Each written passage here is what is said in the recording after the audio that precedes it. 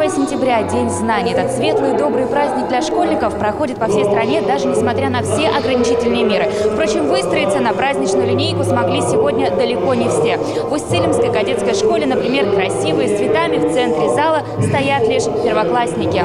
И действительно, в этом году День знаний в кадетской школе особенно скромен. Чтобы не допустить массового скопления, в торжественной обстановке лишь первоклассники. Однако главные первосентябрьские ритуалы для них все-таки проводятся. Праздничное построение, напутственные слова директора, ну и, конечно, самое главное, первое в их жизни – школьный звонок.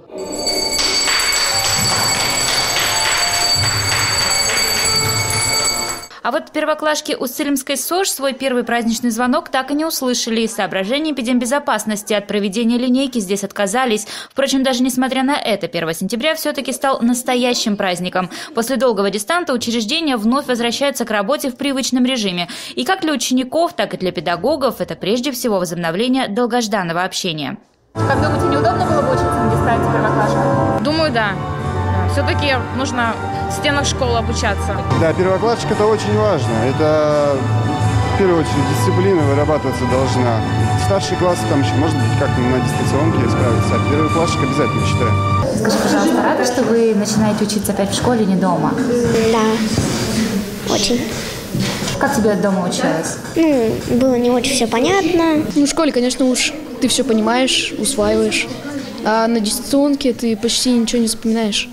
Однако стоит отметить, что несмотря на все сопутствующие сложности, с дистантом в образовательных учреждениях Усть-Цилимского района справились на ура. Учебный план реализован полностью, итоговые экзамены сданы, аттестаты получены. Конечно, для всей муниципальной системы образования это был целый вызов, потому что мы, как оказалось первоначально, были недостаточно готовы к таким условиям обучения, но, тем не менее, я благодарю всех наших педагогов, я благодарю всех наших руководителей за то, что смогли организоваться и провели много различных мероприятий, посетили вебинары, конференции, прошли курсы повышения квалификации и организовали на должном уровне образовательный процесс. И хочу отметить, что обучение у нас прошло без каких-то проблемных моментов. Первые же реальные уроки этого года проводят прямо в День знаний. Классный час для первоклассников посвящен грядущему столетию республики, а вот ученикам постарше рассказывают уже о 75-летии Победы в Великой Отечественной войне. И все-таки независимо от возраста обязательными к обсуждению остаются для всех правила соблюдения эпидембезопасности, о мерах профилактики и новых реалиях учебного процесса рассказывают в каждом кабинете. День знаний – это всегда праздник. Мы его с нетерпением очень сильно и долго ждали. Но вместе с тем мы понимаем, что для организованного начала учебного года в этот непростой период необходим целый ряд профилактических мероприятий под рекомендациям Роспотребнадзора, которые мы тоже постарались соблюсти в преддверии учебного года. Первый учебный день, и мы открыли 5 входов.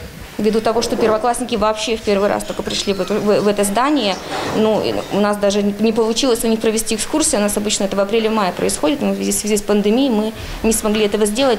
В Усть-Цилимском районе на сегодня 1460 школьников, и каждый из них в этом году будет учиться уже по новым правилам. В школу прибывать согласно строгому расписанию, на входе обязательно измерять температуру тела и обрабатывать руки антисептиком. Кстати, перемены между уроками впредь тоже под особым контролем. Из классов ученики смогут выходить лишь в определенное время и под присмотром дежурного учителя. Побегать по коридорам, увы, не получится. Для отдыха от учебного процесса каждому классу будет отведено специальное место. Выходить за его пределы, как, собственно, и за рамки эпидембезопасности, будет невозможно.